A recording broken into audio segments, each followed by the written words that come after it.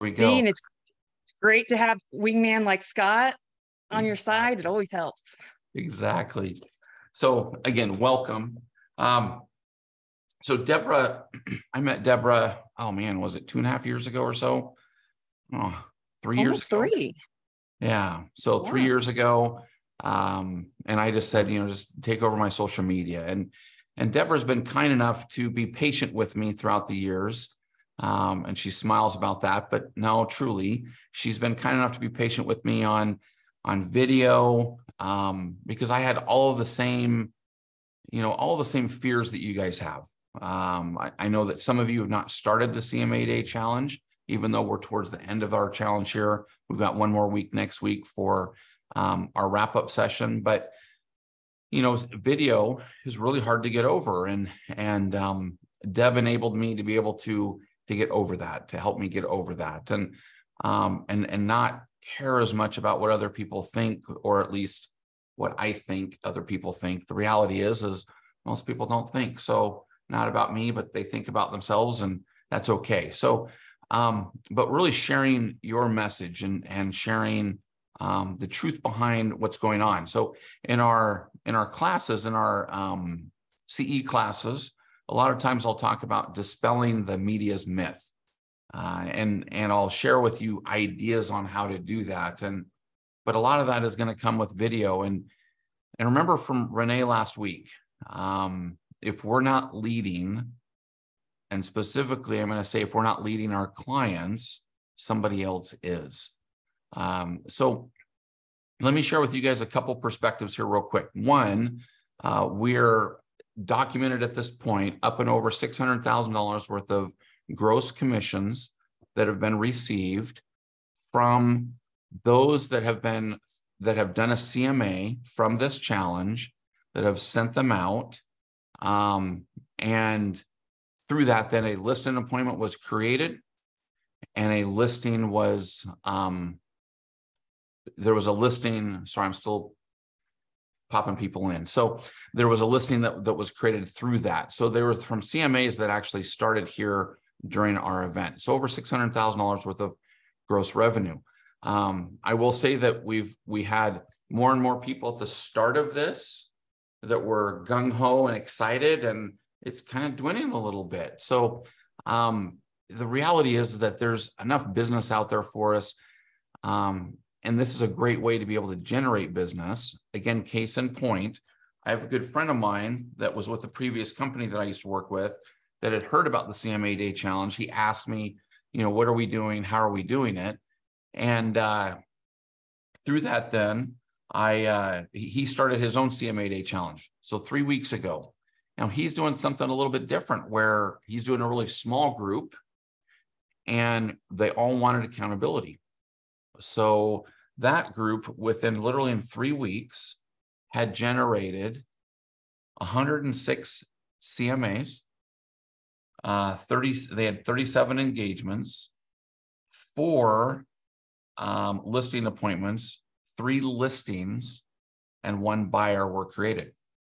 So that was just within a 3-week period. And within 3 weeks, we were up and over $300,000 worth of gross commission in our CMA Day Challenge. So it does work. And again, remember that if you're not leading, if you're not reaching out to your clients, somebody else is.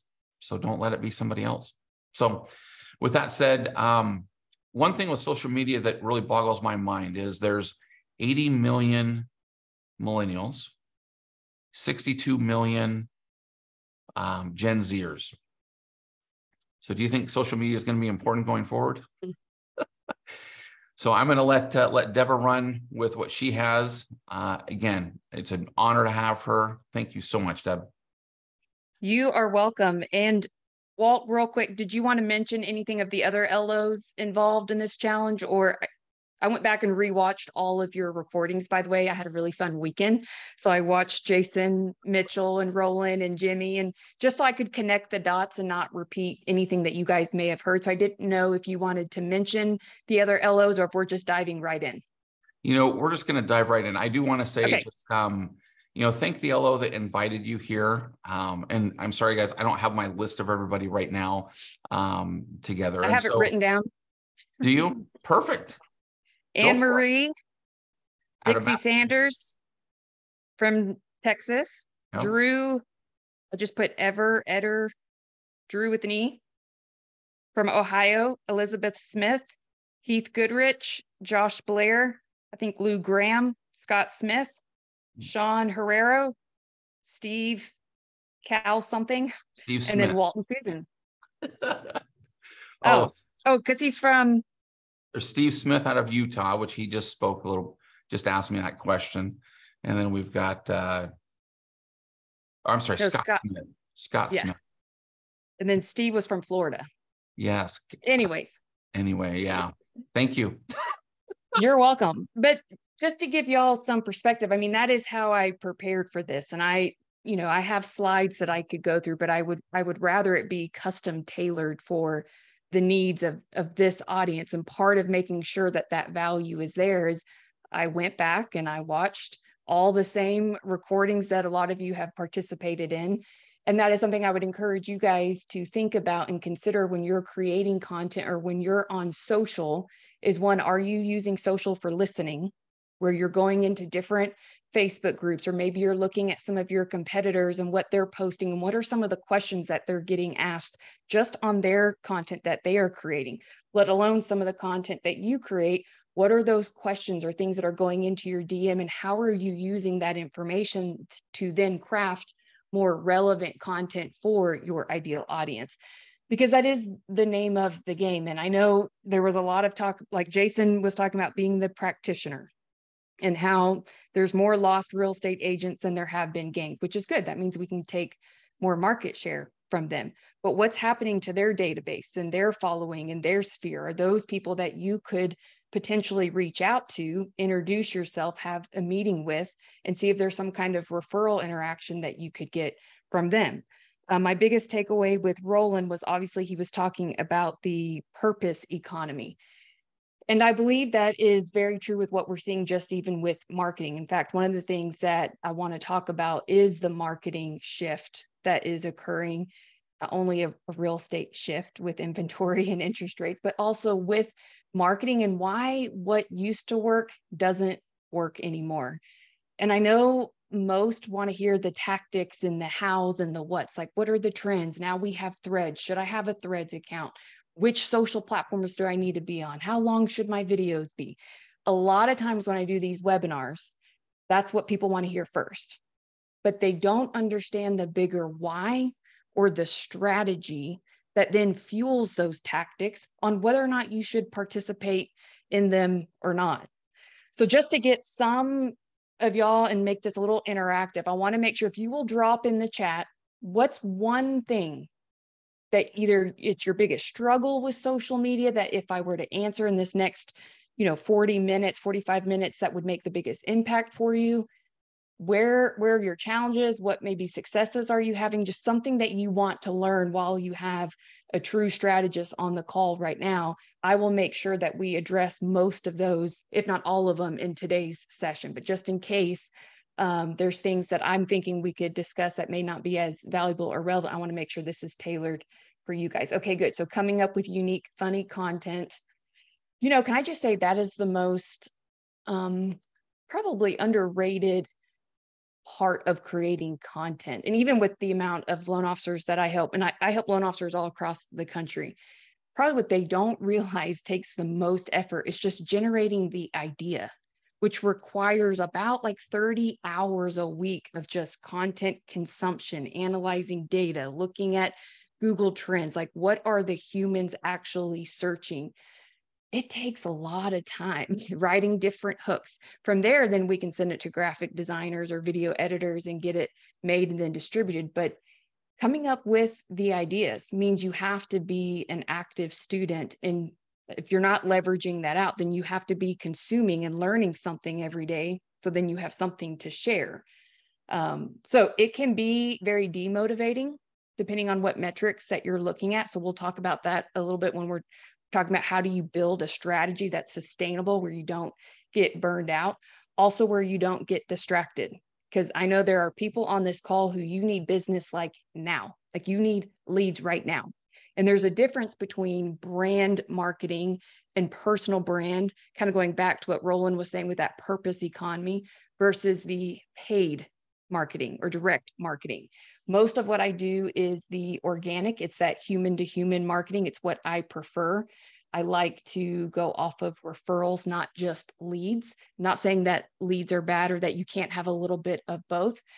I'm just a big component of who is it that you need to know and have a relationship with, and how do you deepen those relationships and build trust to where you're getting the referrals or future business from those people.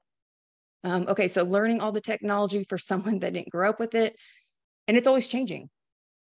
Want to expand my following to the right kind of followers. I'm so glad, Judy, that you said to the right kind of followers. And I'm going to talk about kind of the big why once we go in deeper into the strategy. Should you time block every day for social media? I feel I waste too much time on social media. Okay, thank you for being honest on that. I do. I consider it prospecting time on social media, and I'll teach you little tricks to make that more time effective for you. I don't do a lot of social. Being authentic, maintaining yes, authenticity in social media, which is most important, but also the most scariest. Like I feel like at a time where it's never been easier to market for your personal brand because it's just you literally being you, but it's also the scariest because it's you being you, and there's this fear of rejection or approval of, you know, if I were to post this, are people going to think it's funny like I think it's funny? But then you refresh your screen and there's only 2 likes, and immediately you're like, oh, I should probably take that down. That was so stupid. You know, and we judge ourselves, and we often judge our social media or our marketing too soon. And so these are all great. I'm going to dive into a little bit of how to craft your strategy so that you understand the bigger why behind the what's in the house. Does that work for everybody? Yes. Okay, good. And I'm not going to share my screen, but I am going to pull my notes up just so that I can glance at them, because there's some stats in here that I don't have memorized. Okay, so there's been 3 big shifts that have occurred, and I'm not going to go into like the entire historical timeline of marketing, but I want you to think of these 3 shifts. There was the end of lies. So the end of lies were really from like 1880 to 1930, before there were any agencies that really monitored the ads and marketing that was going on. It was the whole snake oil concept. Take this pill, lose 5 pounds in 6 seconds. All these like bold claims that people would buy, and then they would be disappointed or they weren't healthy. So that's kind of how the start of marketing went when we saw the first shift that then goes into shift number 2, which is the end of secrets. The end of secrets was from about the 1930s-ish to about 2007, right when we saw, the internet coming about. That was also when VCRs and like the first HBO, where you could fast forward through commercials. That's really where we started to see people express their kind of love-hate relationship with advertising and marketing. It's like people didn't want to see the ads, and that's still very, very true today. So first shift was end of lies, no more snake oil. Second shift was end of secrets. And now the last shift that we're in right now is the end of control. And what I mean by end of control, it is the fact that your consumer has a lot of power to help you create or destroy your brand. They can write blogs, they're going into Facebook groups, they're writing reviews. And oftentimes people will share a negative experience more frequently than they will even a positive experience. And the risk for some of you is if you don't have a brand or you don't have any kind of social feed out there, what happens? And we can't make everybody happy. And sometimes there's just those crazy clients that it could be flat out not true, but they write a review about you and it's true to them. And so they write something ugly, or maybe it did actually happen. Like maybe you just made a mistake. If that's the only thing out there, then how else will your future clients, if they go and do a little bit of research on you, which they will, how else are you going to debunk that one crazy reviewer, that one crazy client who said something a little ugly about you with anything else? I mean, they will believe whatever is out there. And if there's no narrative, if there's no story, then you don't really give yourself a chance to exist. So how do we build a purpose-driven strategy that is going to attract the right type of clients to you, and where you actually stand out in a world where it's very noisy? I mean, there's 5,300 posts every single second. And let's be real, especially on the mortgage side of things, you also have to keep in perspective of your pool of people that show interest in either buying, selling, or refinancing a home right now. So if you can think back to like 2020, 2021, when it was, a booming market, you could make social posts and you would probably get more engagement or get more responses simply because your pool of people showing interest online, searching those things, was larger. So whenever you're comparing metrics or you're trying to measure the results, you have to be careful of the perspective and the context in which you're measuring it in. And then also know that, the algorithm, I don't believe in doing everything just for algorithms, because they are constantly moving the goalpost. I do believe that there's different tactics and things that you can do to help grow your visibility, as simple as tagging the location in your every Instagram post or every post you make. If you tag the location, that helps with your geo footprint. If you use things like trending audio, because sometimes people will go to the audio and they will search for other examples or other posts who have also used that audio. Same thing with like a restaurant. If you post, maybe you're having breakfast. Where was that breakfast spot we ate at, Walt? That was fantastic. Original Pancake House. Yes. Okay. That was fantastic. So maybe you like to have breakfast there. And if you tag the location, and someone who's visiting or considering buying in the area, if they also eat there and they're wanting to look at, the menu or different pictures of the food, these are all ways that you can be discovered just by having different tactics from how you actually post. So step one, when creating I call it like your marketing master plan, which should be applied to all pieces of marketing. Step one is you have to have a strategy. So write down strategy, and then there's 4 sections within the strategy. First is your purpose, like your business purpose. What is your motive for wanting to be on social? And I don't care what the answers are. I have people that I do discovery calls all day, every day, and some are as honest as I want to get 100,000 followers as soon as possible. I want more likes. I want more comments. And I always have to reframe that conversation and ask for clarity on 100,000 followers. Followers doesn't always equal revenue, right? Like likes don't always equal revenue. And brand, for the record, is very hard to measure. It's kind of like, how do you measure someone's love? There's not like a unit for love.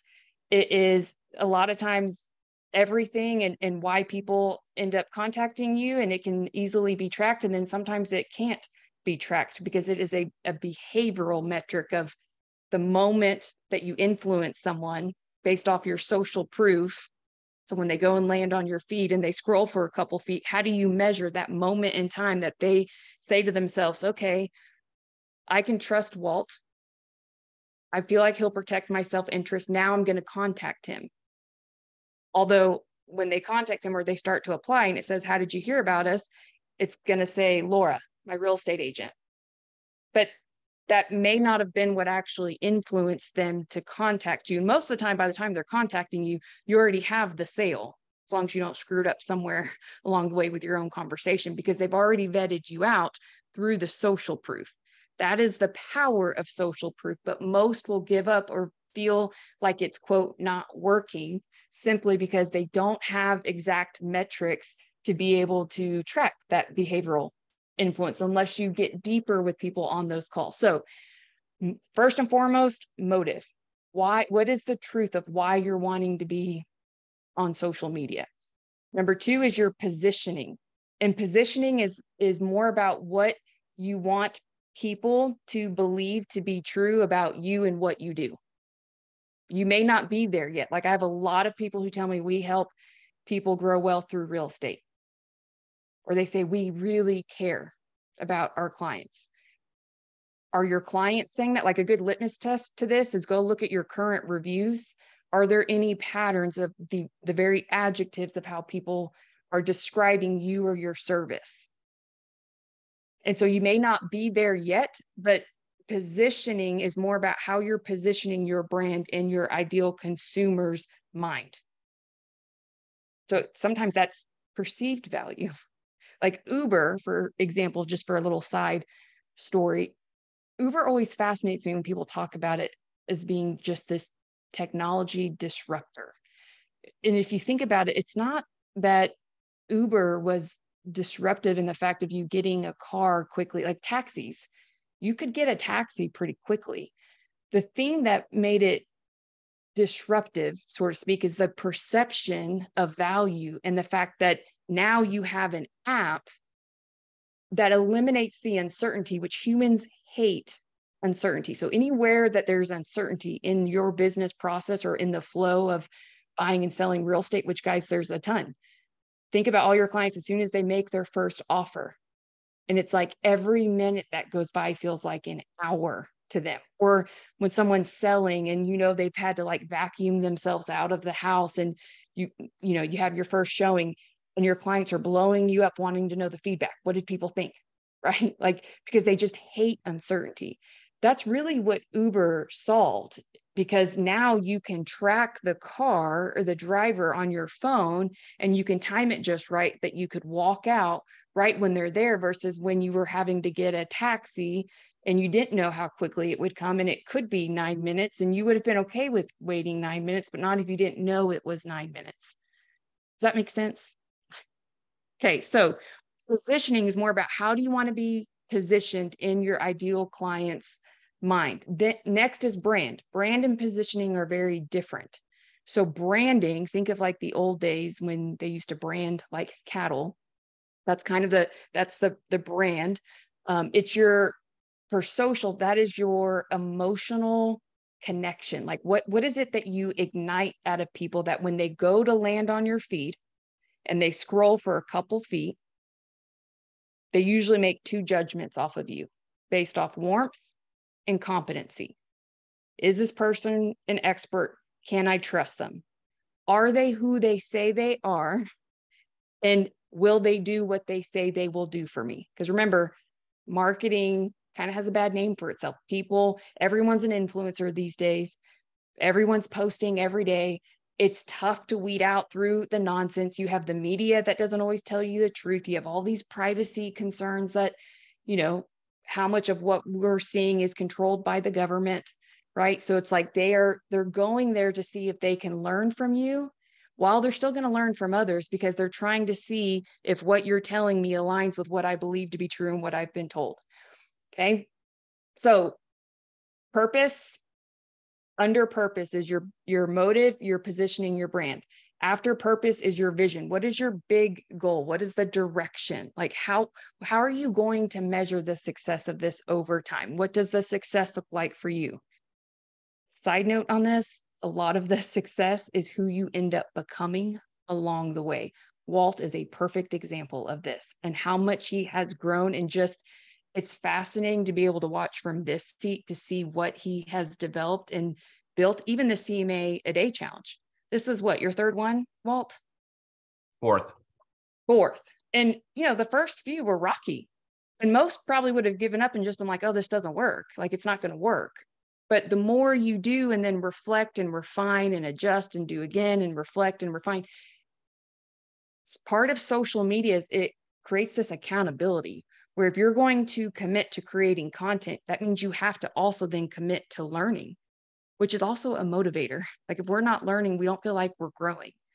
So it's a little bit of accountability. It's a little bit of helping you become, for me personally, I was in mortgage. I was an originator. It was through my connections and through me creating content that allowed me to discover my deeper purpose, and kind of, I had buried it deep in, and I was scared to admit that with how I was doing my business, I just didn't feel like it was making the impact that I was used to making, because I used to be a middle school science teacher back in the day. That's how I started, is teaching a bunch of 7th and 8th graders, which a lot of people used to think I was crazy, but I loved it. And I always wanted all the kids that nobody else wanted, like, give me broken people. I love broken people. But it's more about, are you going to make the commitment? What are you going to post? Before you know what you're going to post, you have to have something to say. How are you going to have something to say? Well, you've got to be studying the market and have something valuable. So vision is more about that big goal and the direction of where you want this to end up being. Your values is next. So motive, positioning, brand, that's all under purpose. Then you have vision. Values is like the how.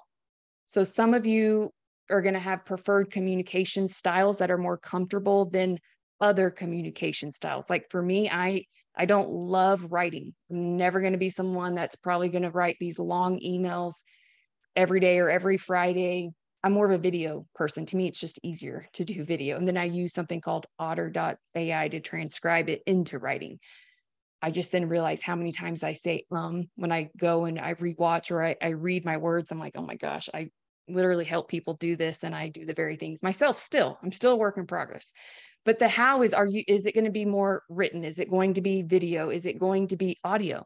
Those are really the three main communication styles, but the values are like the parameters of what you're going to be willing to do and what you're not going to be willing to do. Like you may be someone who's like, Deborah, I am never going to do a TikTok dance. Like, I don't care how trendy it is. I don't care if I will go viral, which that's always an interesting thing too, when people say they want to go viral. I'm like, I just ask why. Like, what does going viral, like one time going viral, do you think that then creates like overnight success and just a slew of buyers and sellers are going to be like, right, that's my girl that I'm going with. So it's important to know it's like the bumpers on a bowling alley. What are you going to be willing to do and what are you not going to be willing to do? That is values. Let's see, where did I leave off? And then the objectives and commitments. So what are those realistic objectives? And I always like to make that either with due dates or a daily commitment. For those of you who asked, how do you time block? Yes, I time block at least 30 minutes every single morning where I start with my daily commitments of proactively engaging. So wishing people happy birthday on Facebook is an easy one. Making sure I do 20 likes on other critical accounts, 20 comments on other critical accounts, story comments. So I'm not one that ever likes to go like, I never liked cold calling. I hated it. If you told me I had to get on the phone and do cold calling, I would cringe. But I use social as my way to kind of warm up the cold call, to develop the relationship by liking and commenting. And then if there was a story post, does everyone know what a story post is when it's highlighted on Facebook okay. I would comment, and sometimes it was nothing to do with business. Usually it wasn't. Like it could be a beautiful sunset. And I would usually say, that's a gorgeous sunset, or where was that? Trying to keep the ball in play of a conversation, like an open dialogue. And you don't have to be following people for them to show on your story. But if you can get into the DMs or the direct messaging, private messaging sector, that has a higher rank for engagement, where it's telling the algorithms that you guys have a social relationship. And that's kind of where talk in theme of, where the market is shifting when it comes to marketing. It's going back to the basics of what was the original root of these social media platforms in the first place. It was developing community, creating connections. It somehow morphed into this me. And that's my only caution when I hear people talk about building a personal brand, and even some of the things that Roland had talked about with his purpose economy and the strong sense of self. First of all, it took me like 35 years to figure out who I was. I'm still trying to figure that out. Like I still am trying to learn, what do I want to be when I grow up? I've had several different phases of different careers that I've had, and I've always been passionate about people and helping people and learning and serving as many as I can, but it's morphed along the way. So give yourself permission to also evolve as you go, but be careful on making it too much about you and what you're interested in. And instead maybe switch the mindset and think, how do I build community? Because that is where marketing is headed. It's back to the basics of to where even on Instagram, if you guys didn't know this, there's broadcast channels now, or there's paid subscribers to be a part of your group. Like, people want to feel like they belong. In fact, the Gen Zs, and the stat that you said earlier, Walt, mental health is a big concern for these younger demographics and social media.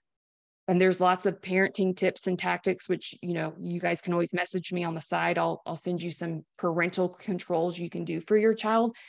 But we've never seen such high depression rates, yet we're more connected than we've ever been due to a lot of this Web3 and new technologies come about that is allowing us to communicate in multiple ways. But why is it that as much as we can be connected to people, we feel so alone still? So the number of friends or followers you have is not the same thing as a community.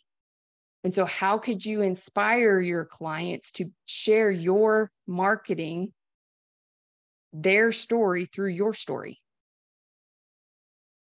There's people that you're going to help buy and sell homes for that if you ask them to record that video of them walking into their home, as soon as they get that shiny key, they open that door, and maybe you knew that they were looking at that house because they have a dog and they were tired of renting because they have to get up and walk the dog. And when it's raining, which it rains there quite a bit, I did learn you guys don't use umbrellas, which I found kind of odd.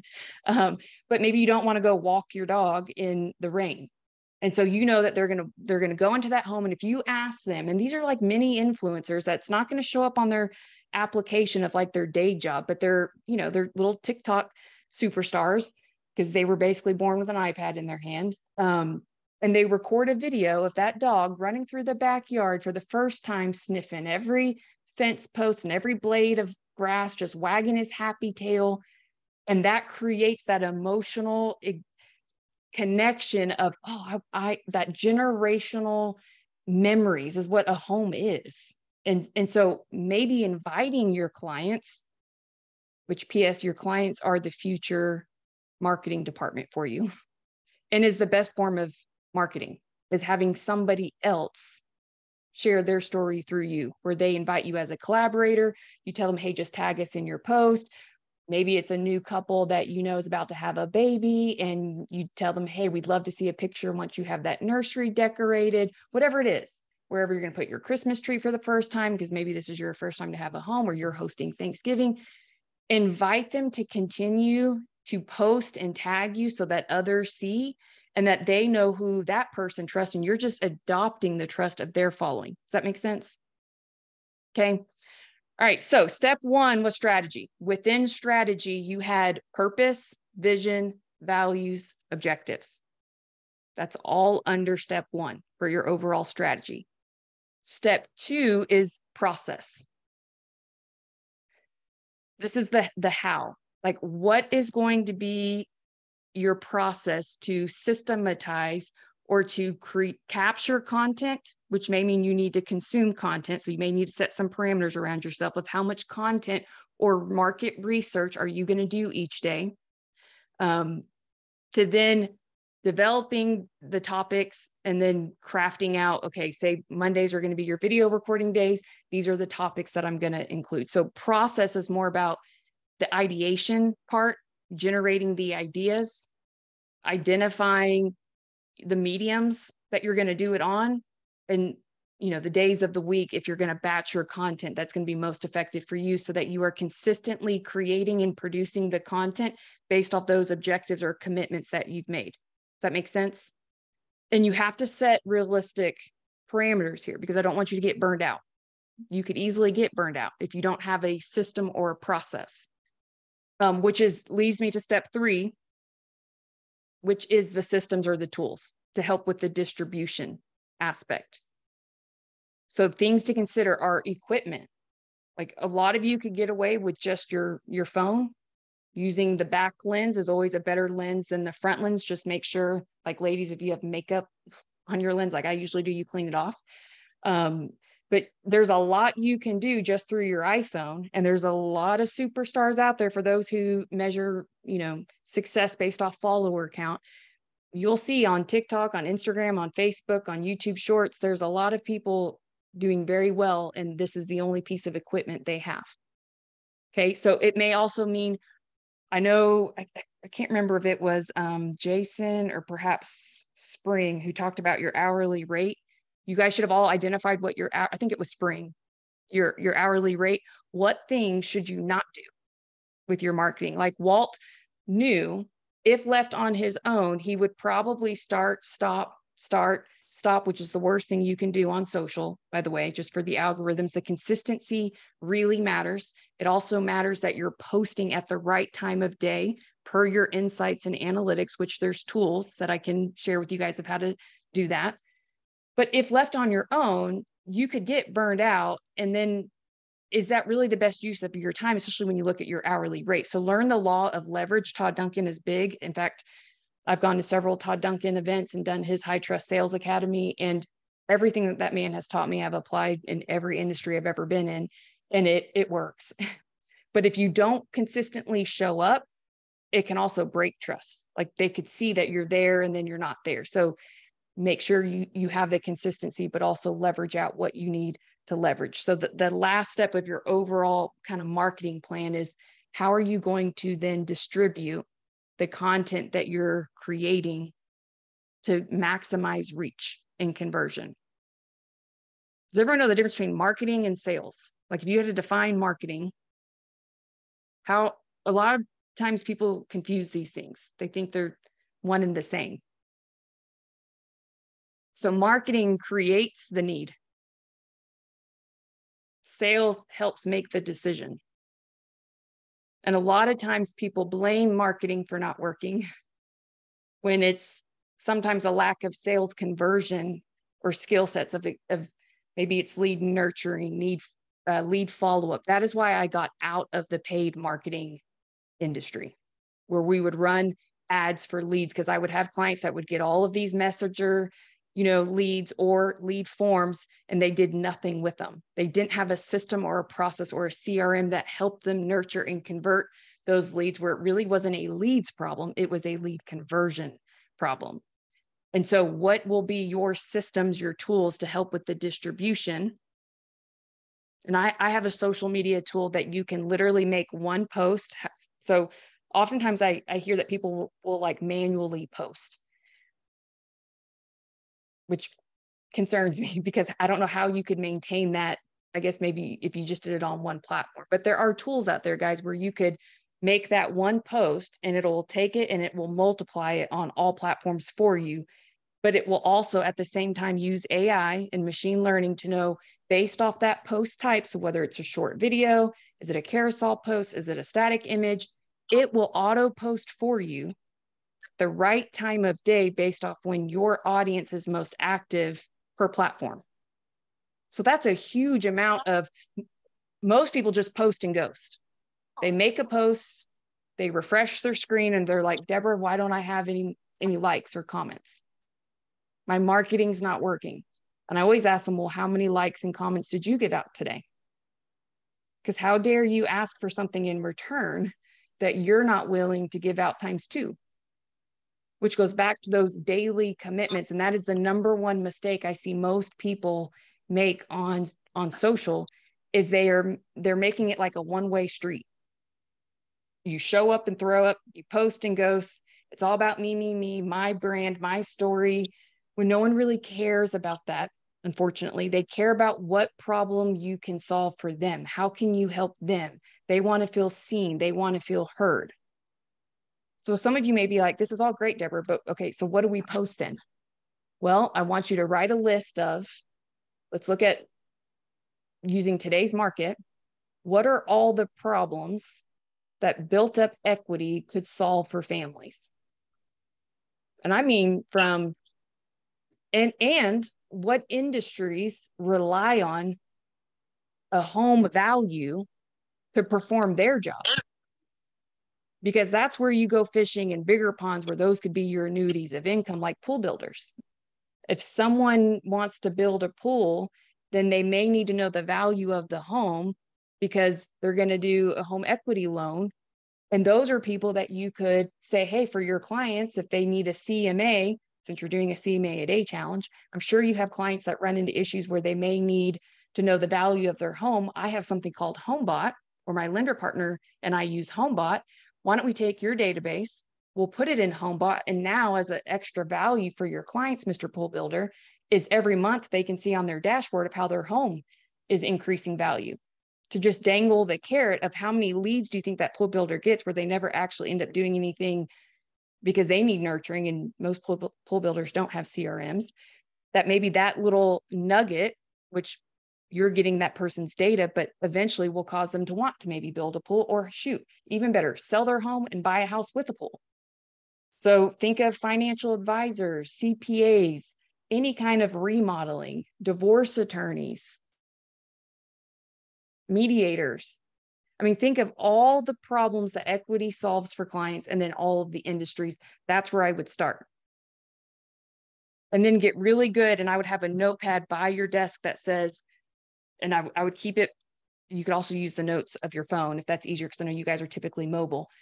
But I want you to write down, I'm buying a home because ... But I want you to get really good at filling in those ... of whatever it is that your people, your audience, your community that you're building are saying. Why are they buying right now? Because a lot of times we assume and we don't ask and we don't look for the trends of the people that we're already serving. Why are they buying? And the same thing for, I'm selling my home because ... I'm relocating. I want to get closer to friends and family. I just had my first grandchild. I'm getting divorced. Whatever it could be. Write those things out. And whatever those ... are, and whatever equity solutions, because we know inventory is tight, interest rates are high. We have the most amount of credit card debt, student loan debt than we've ever seen. And there is financial trouble. Financial trouble creates domestic violence. It is the root for suicide, for a lot of things that aren't good. And so this equity that people are sitting on, and that's the one thing we do know, is they have the most amount of equity that they've ever had. This could be the very lifeline that your clients need, is to sell and to downsize. They need that equity like now. They can't afford to keep living the way that they are, especially when they find out that come September, all these people who haven't been paying on their student loans for 36 months, or these servicers are about to come knocking on their door saying it's time to pay. And they're already feeling financially stuck. And who knows if there's going to be a recession or not. I know they've been talking about that for like 18 months, but what if there's a job loss recession? Are you staying in touch with your clients? Are you going to get over maybe the fear of just picking up the phone and asking your clients, hey, how are you doing? I know Todd Duncan gave 3 great questions of how to start that conversation.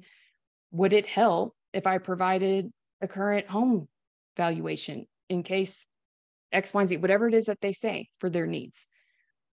So that's one way to increase your CMA a day, is going directly to your database, but also going to the industries that depend on those valuations so that you can create that annuity of income for them. But again, even for those businesses, you need to make sure you're solving a problem for them.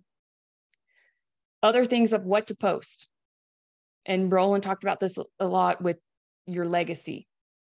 Who are you? In fact, write this down. Who are you and why do you matter? What are those top 3 things that you usually tell somebody of why they should use you to list their home or to buy a home? Whatever those 3 things are, I want you to now think like today's consumers, the psychology of today is proven. Where can I see on your social feed the evidence of those 3 things that you say that you do and of who you are? So if you say you care, prove it. Because unfortunately, there's so many influencers and there's so many people posting that talk becomes cheap. And there's a lot of talking head videos out there. So anytime you can include data or a screenshot from a client who's super excited because their offer was just accepted, or maybe you're measuring your offer acceptance rate where you help clients get their dream home faster than others because you have a high offer acceptance rate. So it's not those multiple offer situations because of how you structure your offer and because you use Walt or your loan officer who invited you here to help secure that offer.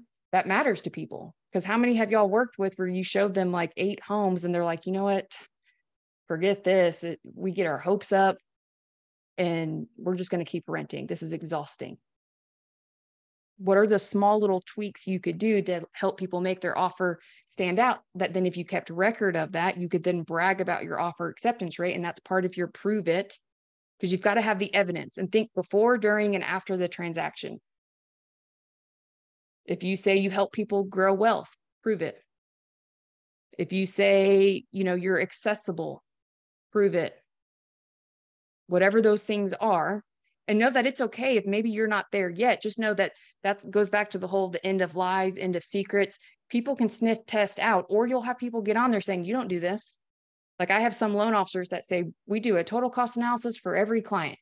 And they don't even know how to open up the app, and they don't do it for every client. It sounds good. That's that whole marketing by manipulation. We want to actually provide value and create a brand that other people are going to rave about, because rock, paper, scissors, the ultimate trump card is relationships, building that community where they become part of the brand. And Harley Davidson's always my go-to example of that with their hog community. You feel like you are a part of the brand. They are going to tell everyone they know, and it's a certain feeling that they have. No matter where you ride in the country, people belong to the brand. And so are you, like, you guys actually like help people literally build communities. So what if you interviewed your clients? What if you did something just like this? Instead of a CMA a day, which I tell my clients every Wednesday, you host an interview. You go live and you interview somebody in the community. Maybe it's a divorce attorney. And it's the first Wednesday of every month is the divorce attorney. The second Wednesday of every month, it's the loan officer that invited you here and you're talking about the market. The third Wednesday could be like home decor, design changes, trends. The fourth one could be an actual client that you've worked with, and they're just sharing their story, almost like HGTV. But when you do that, you're starting to build a community. You're tagging that person. You invite them as a collaborator. Guess what? They're going to take that post. They're going to share it to all their friends and family members. And that's how you grow through adopted trust quicker, faster than just thinking it's all about trends and tactics. Like I got to post every day because, Gary Vee says to post 4 TikToks a day, so I better do it. All to then end up burned out, or you oversaturate your message.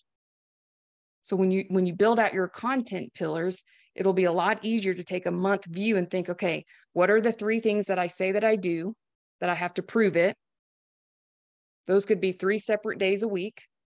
You could have your interview series that you commit to, and you hold maybe a mastermind like this, where you have other, industry leaders that would find it valuable to be in a business mastermind like this, where it's literally like the motive is just to help you guys.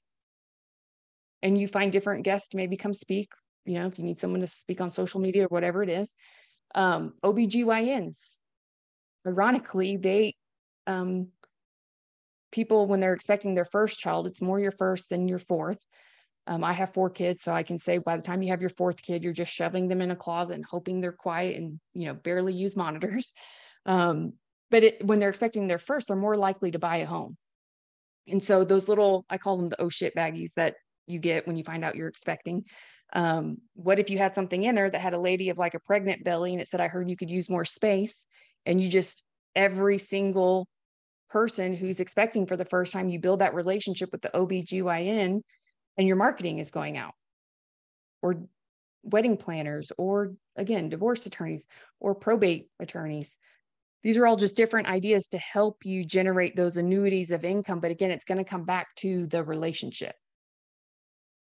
So do we feel good about the marketing shift, kind of the psychology of today's consumer, and how to craft your master plan, or the components of a master plan, to then adapt to any market whenever you're creating marketing? It's got to be about the psychology of your ideal audience.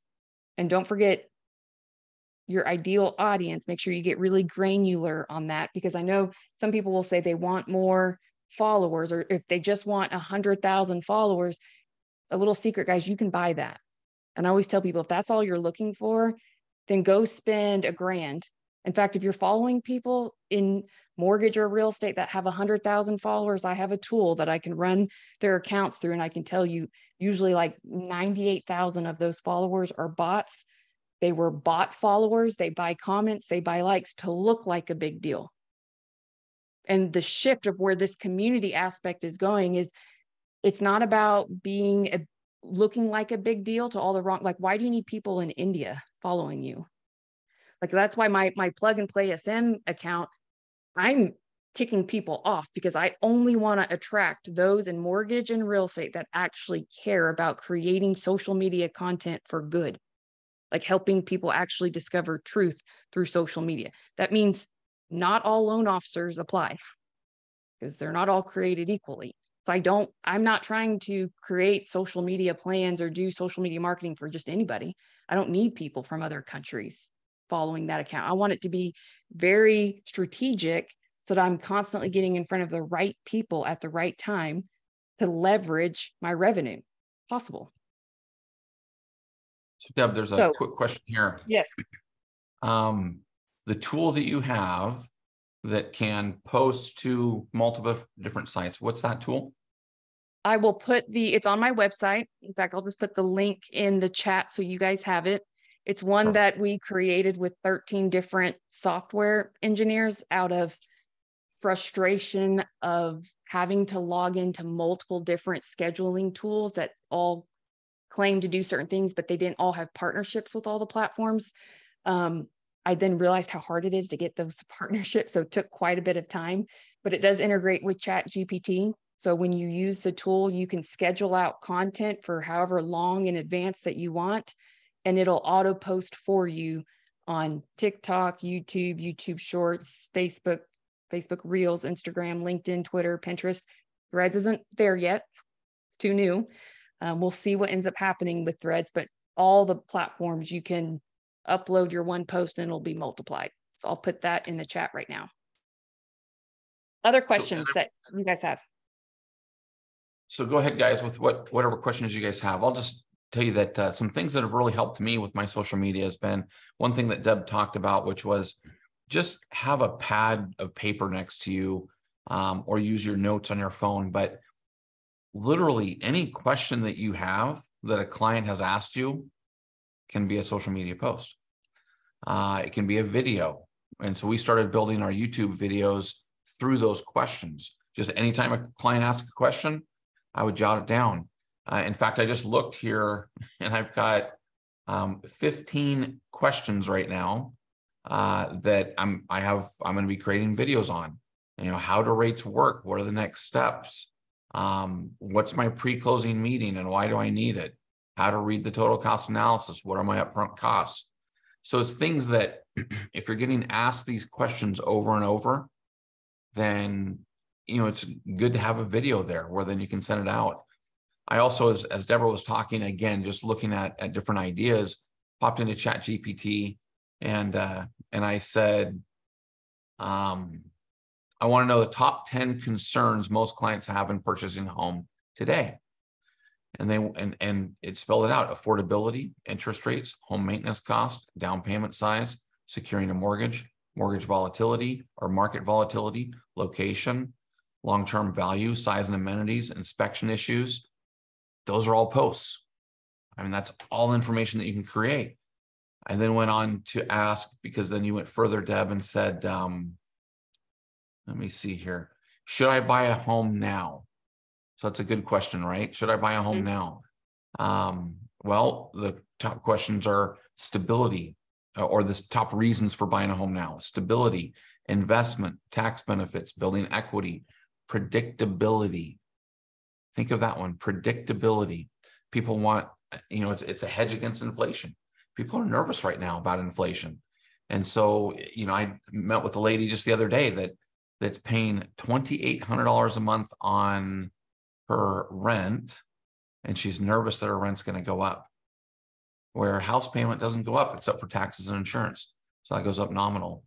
But yeah, but you know these what are kind of just irks me about that one is the whole affordability debate. It's like it's all about perspective and what context you're looking at things. Because when you look at just average ADP income, you combine income with interest rates and home prices, homes are actually more affordable than they were years ago, because you have to look at the income growth in conjunction with, yes, there may be higher interest rates or home prices are higher, but this whole home affordability thing is like a trap.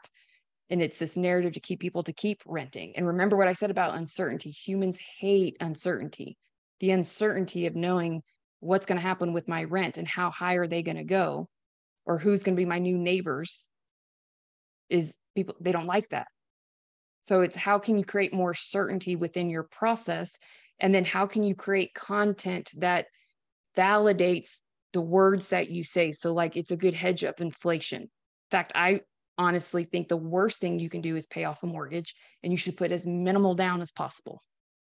Because I would rather pay the interest to a bank and let the bank have the risk while I get a higher ROI and increase my velocity of money, turn of money, by not having it tied up in a mortgage to an appreciating asset. And there's content out there to help people understand this, but it takes consistent messaging for them to have this paradigm shift, because it is the complete opposite of what we're taught in school and maybe what their parents are saying.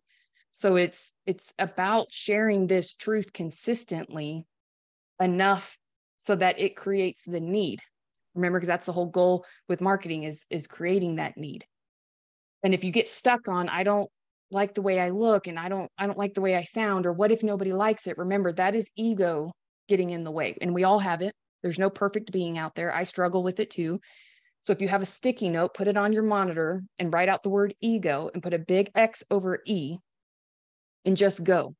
And if your motive is pure, if it's truly to educate and to bring people to home ownership, and you really believe what you do, and you think you're the best at it and that people should be working with you, then that fear goes away because you're making content for them.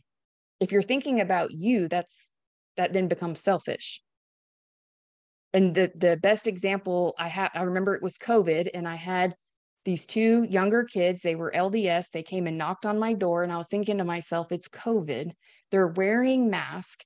They couldn't care how many people shut the door in their face or what they could have said. And these are like 18, 19-year-olds. I think they looked young. And I thought to myself, they don't feel rejected, because what they believe that they have is goodness. They believe it's truthful. They are just trying to help and serve. If you don't want it, it's just maybe not right now. But they're going to keep coming back. And so when you can think of what you're giving to people, and you're creating social good, and you're spreading financial truth, or you realize the bigger root of what homeownership does for people, from a safety and security and providing a home. It's a place of memories, generational memories. And you focus on that aspect, along with the fact that it builds wealth, but not everyone thinks that way because they live in debt. They want that place where they can fart in their sheets and it doesn't matter, and they don't have to suck in and hide their tummy, and it's their home. It's their safe place. And so how are you showing up, and how does your brand connect? And are you creating an emotional, spark? Sorry to cut you off. I just get really passionate about that. No, I love it. I think really one last question here, unless you guys have anything else. How do I grow worthwhile followers? So it's creating content that's worthwhile to them, while also being proactive and you following them. Like, that's what I mean by, let me read off those daily commitments that I have every single month. I provide a content counter. It's like a 30,000 foot above view that gives, in fact, I'll just share my screen and I'll show y'all if you want to see it. Oh, I can't. It says host disabled, participant screen sharing. You're good. Oh, okay. Let's see, here we go. I know this is going to look a little messy, but I theme the days. So Mondays are always my long tail video. They're meant more for YouTube, where I have different hooks. Right now I'm doing a series on sharing financial truth. So this week it was about today's opportunity, and I gave them a script on that. But Tuesdays are more strategy days. So every Tuesday is a TCA. Anyways, these are what the different days mean. And then I always include different personal branding opportunities where these could be fun. In fact, today is World Emoji Day. So like you could post on your story your favorite emoji, or maybe an emoji that describes your mood, hashtag World Emoji Day, and say which emoji is yours. You know, like these are just fun ways to create interaction that you can tie to the hashtag holidays. Now, some of them are ridiculous. I don't recommend all of them. But if you're someone who likes tequila, maybe it's your favorite kind of tequila and you're taking a shot and you're tagging the location, or you have your team with you and it's like cheers. That's a little bit of how I use these. But these are the daily non-negotiables where I'm telling my clients, instead of you waiting for your followers to come to you, just be proactive and you follow them. And then the likelihood of them following you back is greater.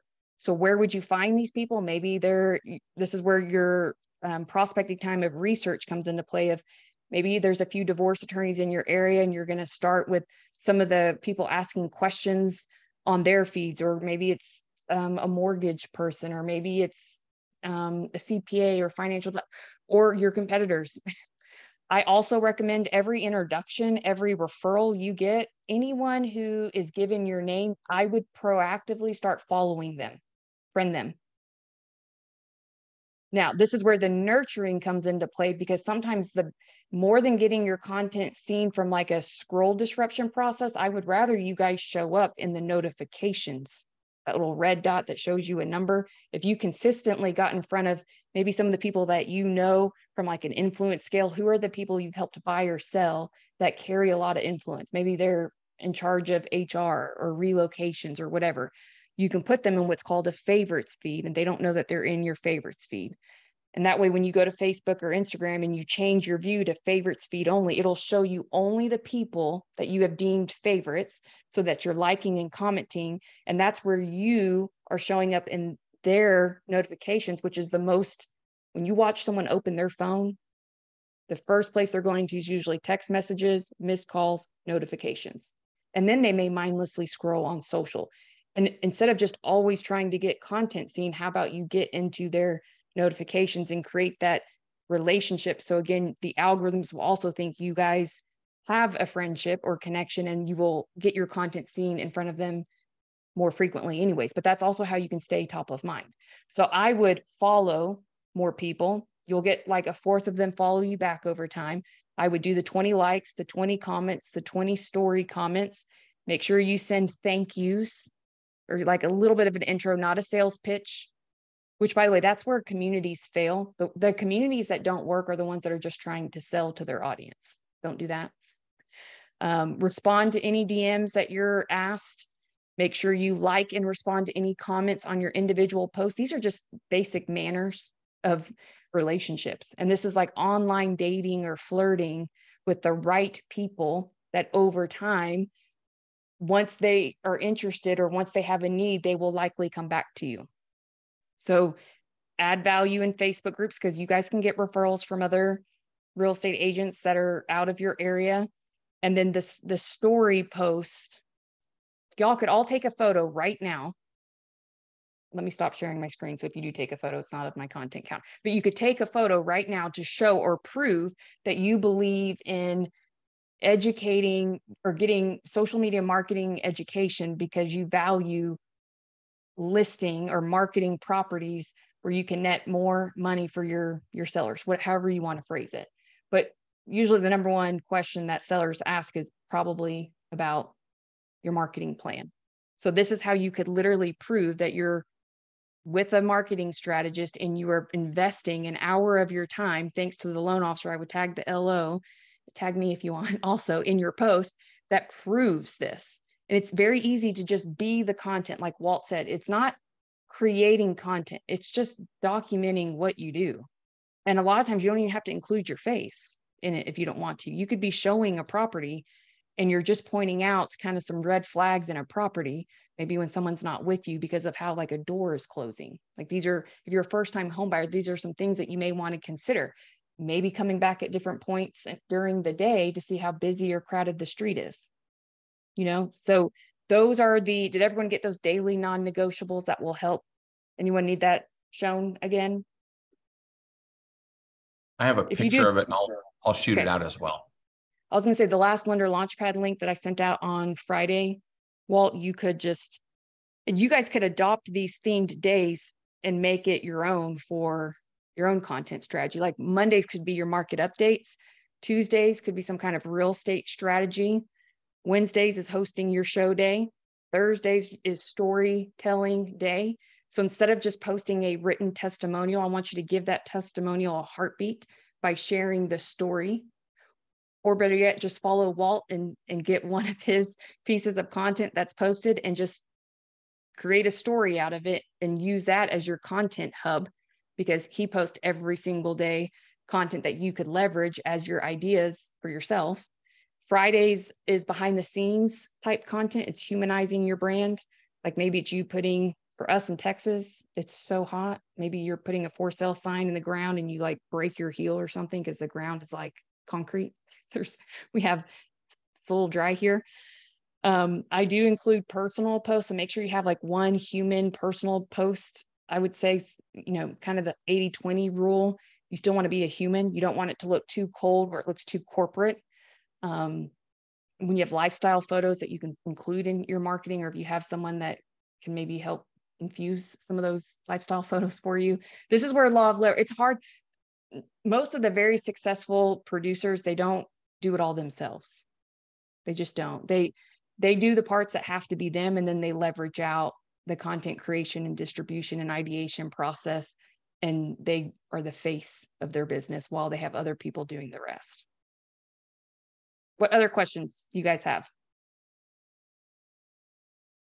So we're past the 9:30 time frame, and I want to be cognizant of your time too. Yes.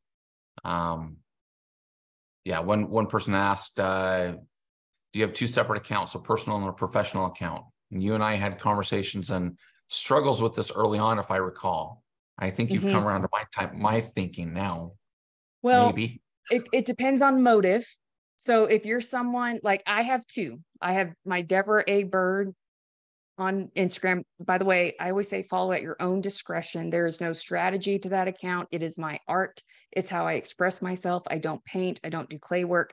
I post what comes to my mind, which is always meant from a good place. Sometimes it's meant to be comical. Sometimes it's inspirational, but it is like the day in the life of me being a business owner and a mom of four. Sometimes I include marketing stuff on there or business, but that's me more as just me. And you'll see the evolution of me from, you scroll all the way down from when I was a teacher, and I have developed the following just from having it from 2012 is how long I've had that account. And I've been in several different industries. So, but I have my Plug and Play SM as a business account that is meant to only capture my ideal audience. And the importance of this is when the algorithms are scanning your account from your bio to every hook on every word and every caption, like it is trying to figure out who your ideal audience is to then suggest your content and be found on the Explore feed to those who have shown interest. Because the way that the algorithms work, they're constantly preying on people's behaviors based off what they want to see. They're all trying to feed that addiction. And they have gotten really good at the machine learning to know based off heat maps of what you're interested in. That's why some of this is hard. I mean, how sexy can mortgage content be? It's very difficult to show up and disrupt the feed. But for me, if I'm really trying to make it clear of who I'm trying to attract, then I will post more personal stuff in stories, but you'll see less of it on my actual news feed. But since you are in real estate, or if you're a loan officer, it's a mixture of a service that you like. People do business with you because of you. It may also be whatever name you have on the front of the jersey, but for the large part, it's the name on the back. And most people still find out from you or choose to use you based off a referral. Like I have agents that will market to my house and I know exactly who they are, but I would never use them. I may follow them on social and learn from them, but I will never use them because at the end of the day, relationship matters more. So and people are you're going to get used. That's in any business. They may follow and learn from you. And you guys have all seen this where, they're using their best friend to buy or sell the home. And you're like, for the love of God, they just got their license last month. Like they have no idea what they're doing. And you cringe a bit, but the relationship's going to be the trump card. So to me, I would still have, because of the referral, the word of mouth referral, because that's how most people are going to either do business with you. I think when whatever they use to search, that's how your name should appear. And that's what they're going to land on. And they're going to scroll for a couple feet. They usually will never like, follow, or comment because that's creepy. Now that reveals they've been creeping on you. And especially the younger demographics, we care so much about validation. So don't expect them to necessarily like or comment, but they usually scroll to like the 6th post, which that's the only annoying thing with social media is, you could have an epic post that was 6 months ago and it may not get seen. But when they scroll, they're judging you to see, can I trust this person? Are they an expert? So how does your feed make them feel? Are you an expert? Does that give them the courage? Does it influence them enough to then say, okay, now I'm going to contact this person? Because even like someone's parents can refer you to a certain restaurant, and how many of you are still looking at Yelp or going to the reviews or looking at the pictures? We have it it's so easy to find nowadays. And especially the younger demographics, because I think people forget their parents were the ones that went through the housing crash. They were children during that time. They witnessed it from a child's lens where they're not even super trusting of their own parents' referral for anything in real estate or finance because of what they witnessed as a kid. So it's really getting deep into the psychology of what are the dreams and what are the fears of your ideal audience, and are you creating content around that and showing up like a human? So if you like AC/DC and you post a picture of that, or if you're someone to trust because you're in the sweater vest and you're consistent and you're calm and you're confident and you make people feel safe and they can make decisions quickly, it's like you can get that feeling, at least I do, from Walt. Hey, thanks, Deb. Thank you guys so much. Deb, I've, of course, walked away with another couple pages of notes. So I learned so much every time that you speak. So I definitely appreciate you and appreciate you taking the time for us to share your wisdom. It is just incredible. So it could take weeks to get through all of it. So thank you. Sorry, I went over a little bit. I could talk for days. If people want to get in touch with you, how can they do that? What's the best way to do that? Send an email to marketing@plugandplaysm.com or shoot me a message on Instagram. Instagram's my poison of choice. That's probably the platform that I consume on the most and interact the most with. LinkedIn, I got away from just because of all the recruiters, and then Facebook, I have so many friends because I've made the mistake of just friending anything that breathed when they had a real estate title whenever I was a loan officer. So now there's a lot of people on there. I don't even know who they are, unfortunately. Learn from my mistakes. But, follow me on social. I do recommend you follow Plug and Play SM on Instagram. I'll put the handle in the chat. I do commit to creating content every single day of just different tips and tactics and updates. Some of the ones recently of last week was from a report that came out of what consumers, which apps are they on, what kind of content creates the most engagement. So feel free to stalk and learn from it. Otherwise, you can click the link in the bio and it'll take you to all things from there. Perfect. Hey, thank you again so much. Have an awesome day today. And everybody have a great day. And if you need anything, you can reach out to myself or the loan officer that invited you. Thanks, guys. Thank you.